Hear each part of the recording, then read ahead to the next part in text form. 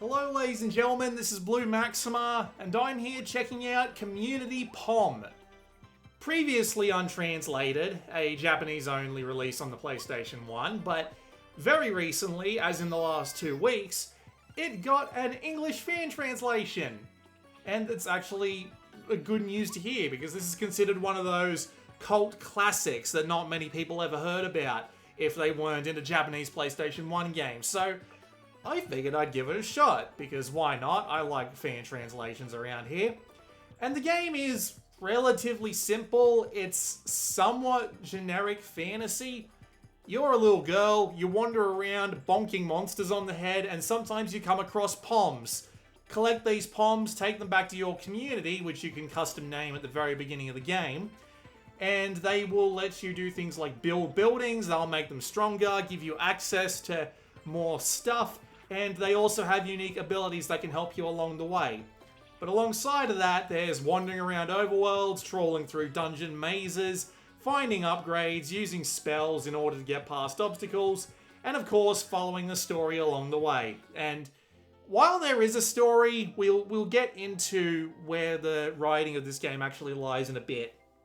Because what I want to talk about first is the gameplay, which is really simple, but sometimes kind of deeper than it needs to be, because you need to be wandering around talking to everybody. You need to be bringing along as many Poms as you can, because sometimes they might have abilities that make it so that you can't really progress until you go and find a specific Pom, and it can be kind of a pain in the ass, because not only do you have to press the L1 button to get the Poms to stop following you, not only do you then have to bonk them on the head, you also have to make sure that they are facing in the right direction. Or you can press triangle to pick them up, which it took me looking up a bloody guide to figure out that one worked, and throwing them at something. And it can be kind of hard to know what Pom does what, because some of them will tell you they can do things like flame breath or what have you. Some of them will tell you have a hard head. And unless you figure out that A, the hard head one is the one with the Viking hat, B, you have the ability to pick it up, and C, you've read the note that said, someone with a hard head can take out wooden pegs, you might find yourself stuck for a bit, like I was. It's just a little bit like that. I find a lot of the games of this era have things like that going on, and it can be kind of frustrating at times. Which is a shame, because the rest of the gameplay is actually, while relatively simple, quite good. It's fun having a bit of a wander around. The mazes are at least interesting to wander through. The combat is simple, but it's satisfying when you whack something over the head and it just falls over and dies. That's always satisfying. And it's fun having a look around for things like trading cards, which can be hidden all over the place. And there are big boss monsters that you fight, and they all have like interesting sets of attack patterns and aren't actually complete pushovers. But I gotta tell you, man, the one thing that carries this game is its quote-unquote story. Although there isn't really a story. It's like, go and find these Poms because everyone thinks they're bad, and then these evil witch people come along and try and break the world up or something like that. What holds this game up, and what kept me playing it for as long as I did, I played it for a fair bit longer than this video. I think I got over halfway through it, judging by the guide I was looking at, but the one thing that holds this game up is its writing. I don't know whether it's a quality of the original Japanese version or the translation, but the writing in this game is fantastic. Genuinely great. The main character, who you can name, I call them Blue because of course I do, but the main character is the cheekiest little girl ever, but she's also got some fantastic wit about her. And pretty much every line she speaks is fantastic. Whether it be having a tantrum over veggies, or whether it be saying, I hate everything about this. You'll understand why she hates everything about this at the very end of this gameplay footage. And every single line that comes out of her is absolutely brilliant, and the rest of the characters have got a fair amount going for them as well. It's genuinely well written, front to back. I haven't found, there's even some more modern, lines just thrown in there. But this is the sort of game where that sort of cheek not only makes sense, but fits right in. And as a result, it just tends to make the game that little bit more enjoyable. And so, yeah, I've been enjoying my time with it. I've been keeping a guide nearby, obviously. Well, actually, that's not quite true. There's one guide on this game for game FAQs, right? And it's awful, because he forgets half the stuff he needs to talk about to make a good guide. One of the lines is literally, you need to go find the second key, but I don't remember where it is. Sorry. Shakes fist, punches fist. Like, genuinely really annoying that he doesn't remember where the bloody key is.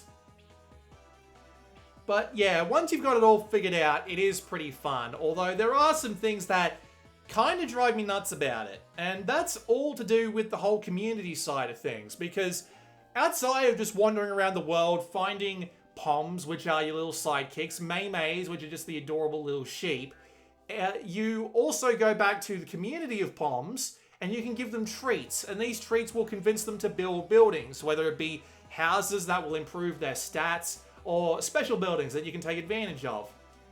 The reason why I haven't included any gameplay of that here is because it's 15 to 20 minutes of you just standing there next to a particular Pom and just pressing the circle button and letting meats and stuff fly into their mouth just continuously for 15 minutes.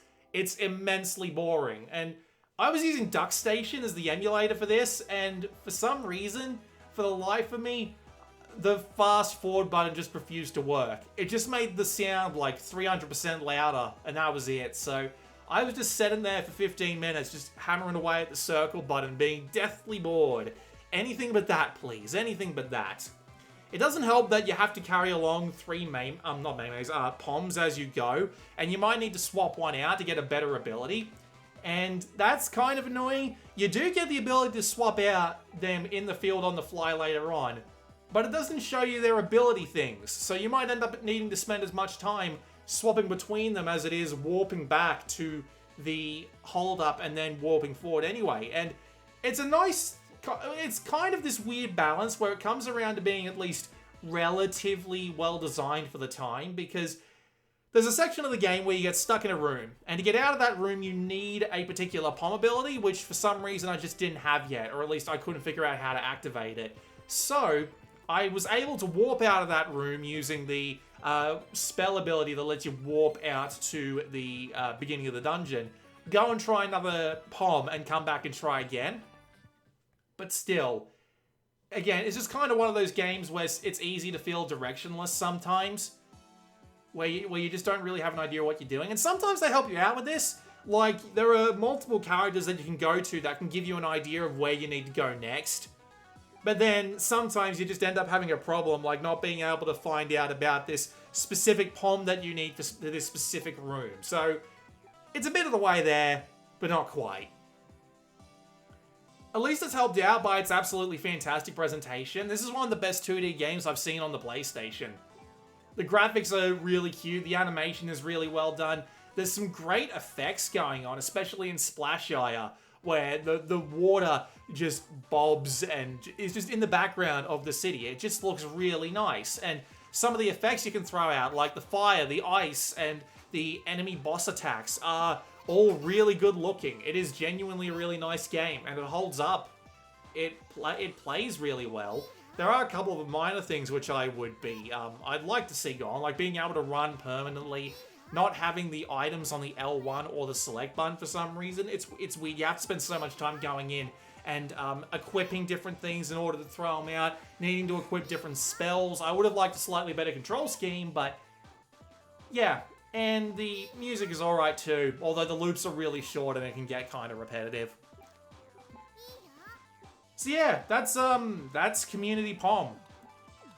The fan translation is excellent, whether it be because of the original source material or the translation itself. They do a really good job at maintaining this absolutely silly feel, and the dialogue is great as a result. The gameplay itself is pretty fun, although I really do wish you could speed up the whole Pom community stuff. Sometimes you can feel a bit directionless with needing to find a certain Pom to get through a specific room. And it's just, it can be a little bit rough on the controls, having to do things like double tap to run, certain buttons doing certain things on the shoulders and what have you. It can be a little bit confusing, but overall I did have fun with it. If you're willing to accept that you might get a bit lost or a bit directionless, I probably would recommend that you go try it out. It's available on romhacking.net, and it's pretty good. It's not great, at least in my personal opinion, but it's still pretty good. With that said, this has been Blue Maxima. I'll see you all next time.